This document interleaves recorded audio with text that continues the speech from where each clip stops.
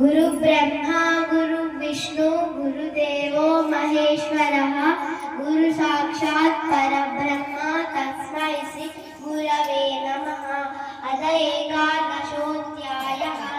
अर्जुन उवाच मदनुग्रहाय परमं गुह्यमध्यात्मसंज्ञितं यद्वयोक्तं वचस्तेन मोहोऽयं विगतो मम।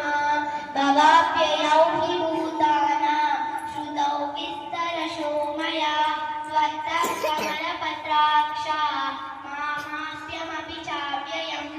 एवमेतद्यथा तत्त्वम् आत्मानं परमेश्वर द्रष्टुमिच्छामि ते रूपम् ऐश्वरं पुरुषोत्तम। मन्यसे यदि तच्छक्यं मया द्रष्टुमिति प्रभो योगेश्वर ततो मे त्वं दर्शयात्मानमव्ययम्। एवमेतत् पश्य मे पार्थ